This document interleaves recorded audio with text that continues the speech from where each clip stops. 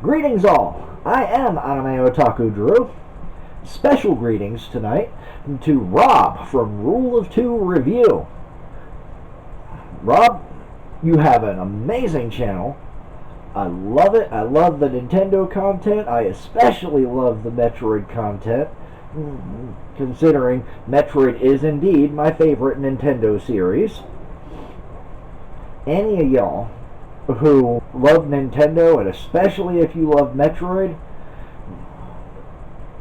you owe it to yourselves to go check out Rule of Two Review. Awesome channel, run by a great dude. Now, after 3 Star Wars videos back to back, I thought it was time to take a look at something else here. And back on July 3rd, Rob put up a really interesting theory video about Metroid Dread and the idea that this latest installment of the franchise is supposed to be the end of this part of the Metroid storyline, as well as Samus's connection to the Metroids.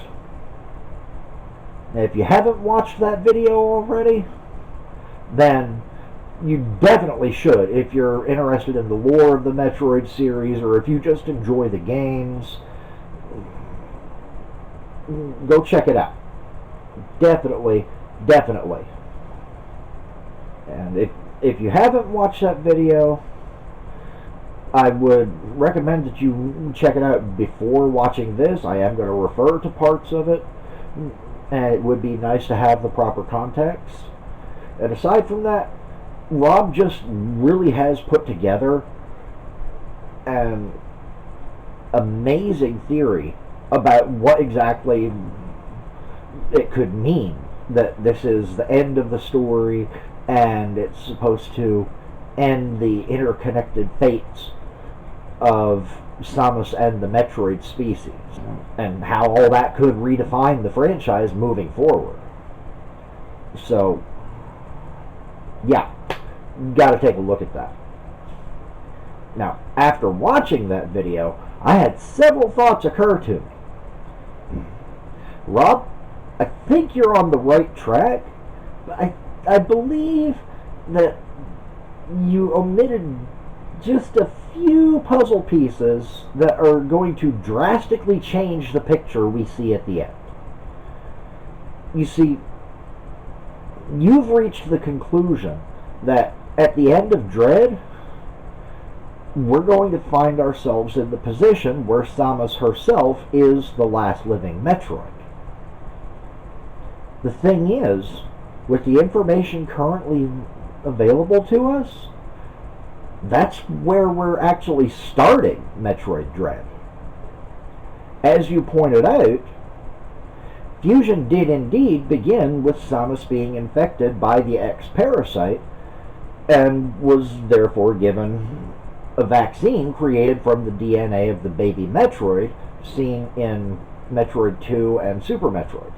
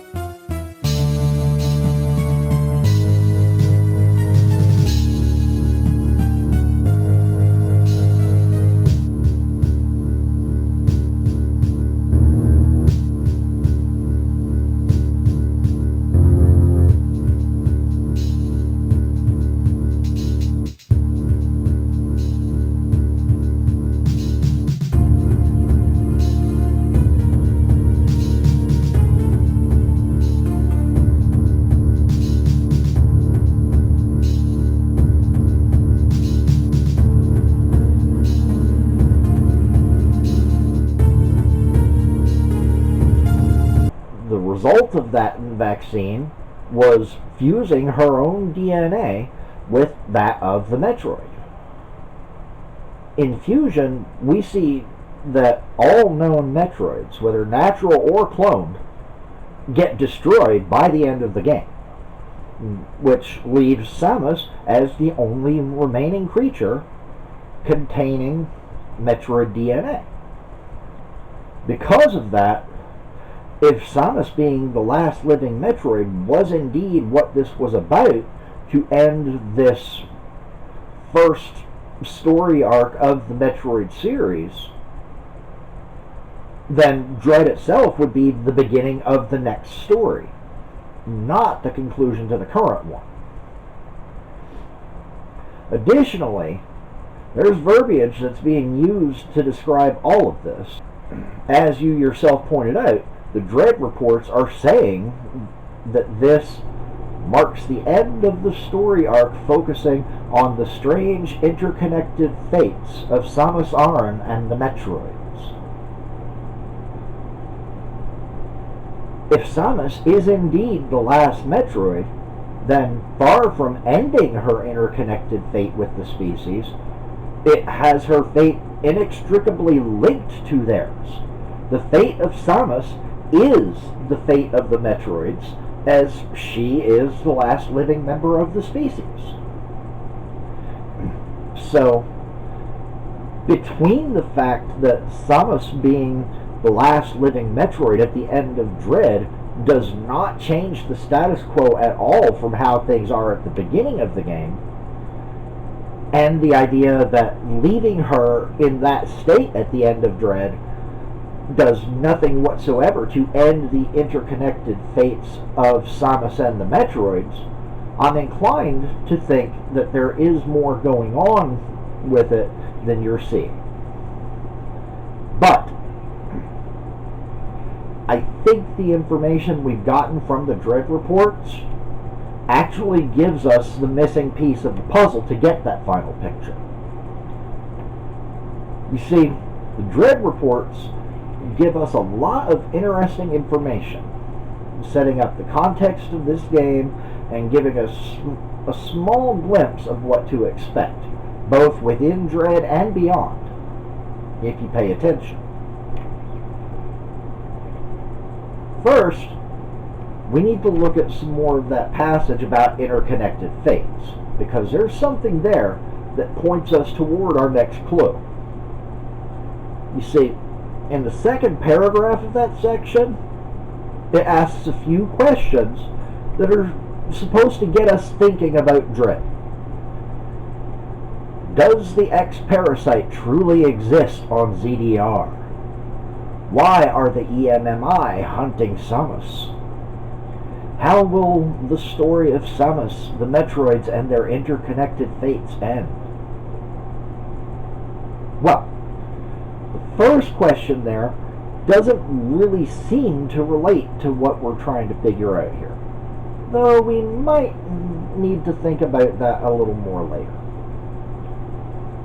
And the last question there literally is what we're trying to answer. But the second question, that one actually gives us a direction in which we can look. The EMMI, at least for the time being, they appear to be the primary threat that Samus will face during her adventures on ZDR. So, maybe learning what to expect from her interactions with them will give us some hint of where things are going. That makes sense, right? So, what do we find when we look at the information about the EMMI?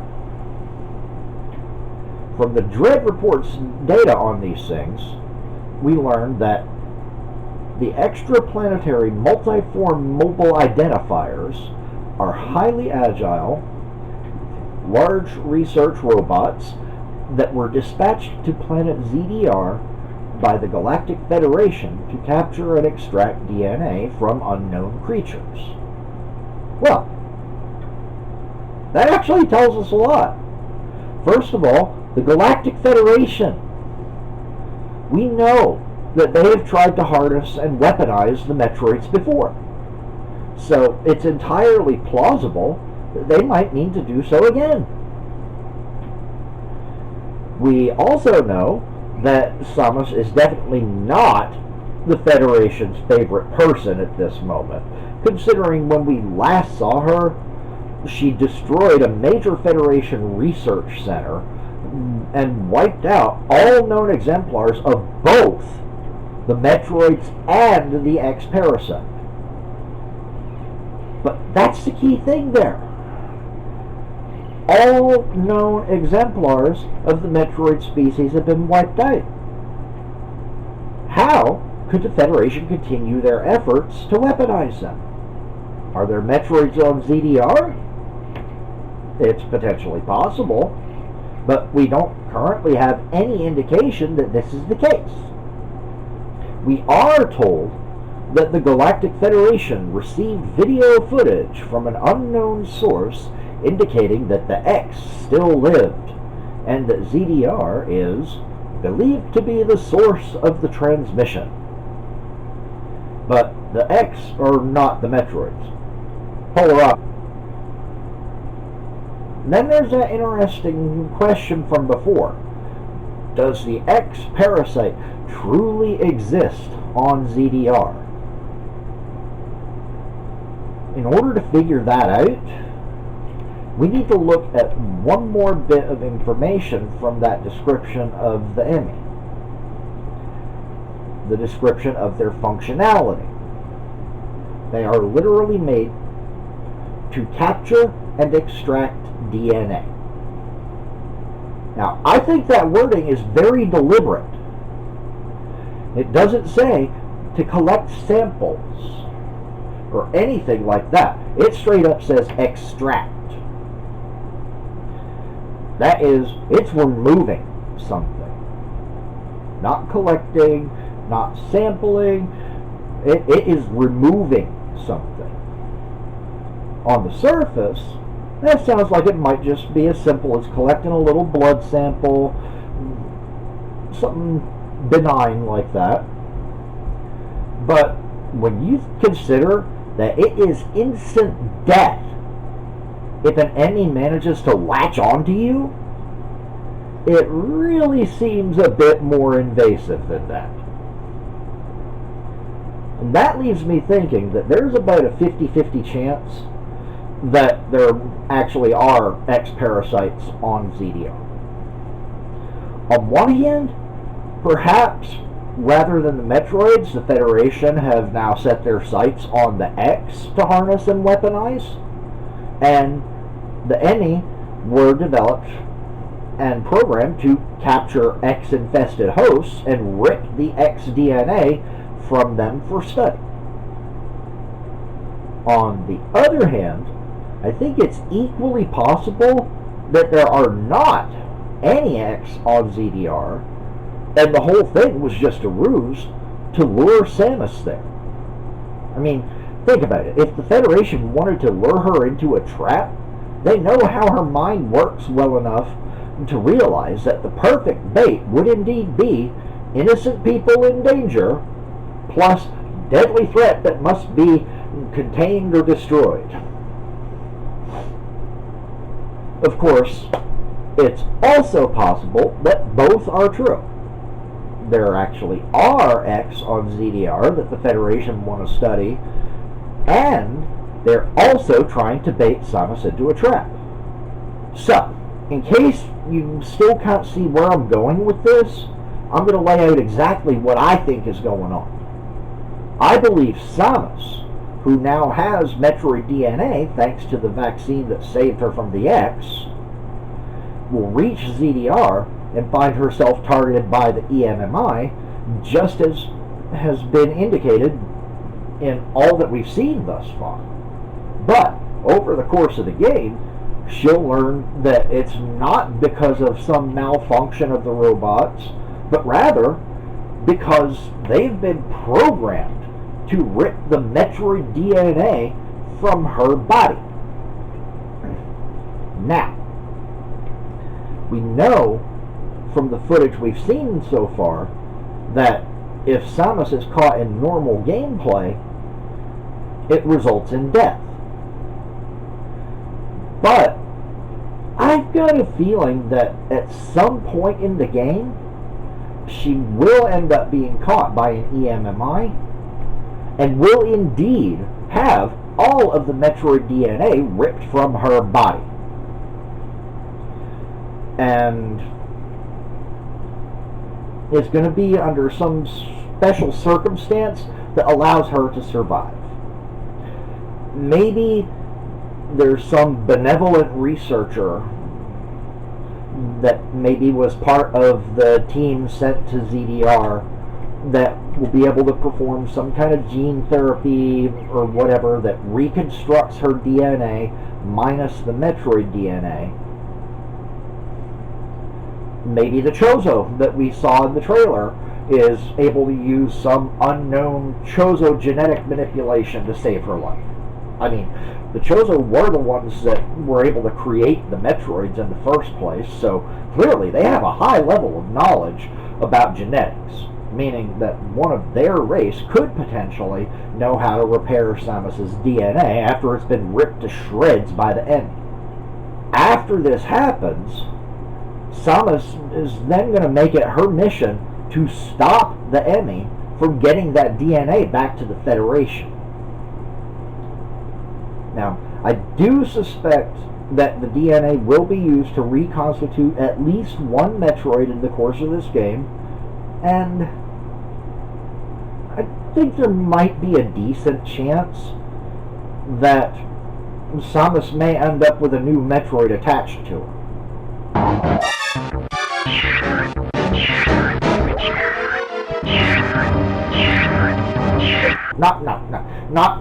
Not attached to her in the sense that it's sucking out her health.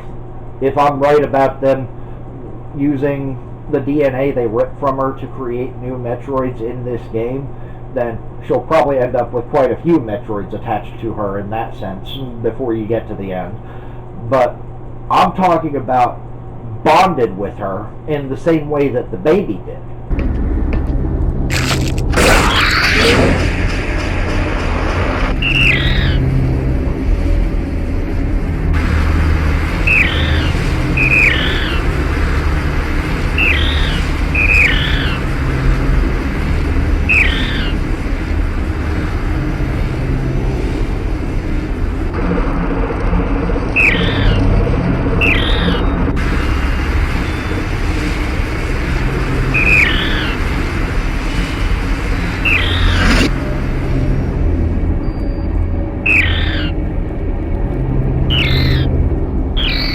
At the end of the game, knowing that the Federation can't be trusted with the Metroid,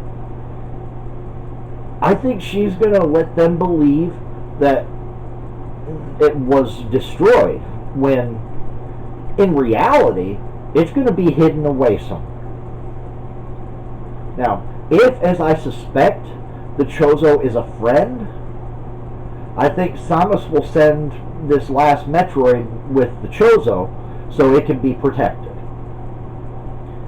If I'm wrong about the Chozo being an ally, then I think Samus herself will send the Metroids somewhere beyond the reach of the Federation where they should never be able to find it.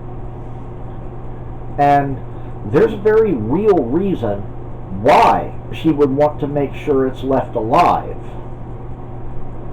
And that reason is actually the same reason the Metroids were created in the first place. It is the only known predator of the X-Parasite. So, she would want to know that there are Metroids out there that could be brought in if more X are ever discovered.